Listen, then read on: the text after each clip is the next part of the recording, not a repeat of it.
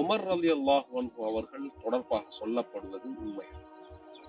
அல்ஹம்துலில்லாஹ் வஸ்ஸலாத்து வஸ்ஸலாமு அலா சய்யிதினா முஹம்மதின் ரசூலில்லாஹ்.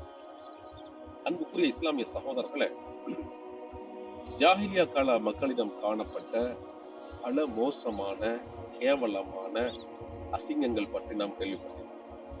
அப்படி ஜாஹிலியா கால மக்களிடம் இருந்த படு மோசமான ஒரு செயல்தான் பெண் பிள்ளைகளை உயிரோடு புதைக்கக்கூடிய பாதக செயல். பெண் பிள்ளைகளை, தனக்கு கிடைத்த பெண் பிள்ளையை உயிரோடு புதைக்கக்கூடிய பாதக செயலை செய்யக்கூடிய கொடூர சிந்தனை கொண்டவர்களாக அந்த ஜாஹிலியா கால மக்கள் இருந்திருக்கிறார்கள்.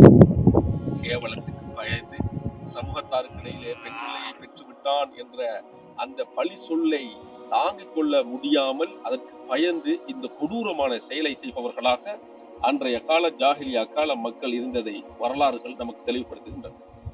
அன்பு சகோதரர்களே, சையதுனா உமர் ரலியல்லாஹு தஆலா அன்ஹு, அமீருல் முஃமினீன் சையதுனா உமர் ரலியல்லாஹு தஆலா அன்ஹு அவர்கள் இஸ்லாத்தை தழுவ முன் தங்களுடைய பெண் பிள்ளையை உயிரோடு புதைத்தார்கள் என்று சொல்லப்படுவது உண்மையா இல்லையா?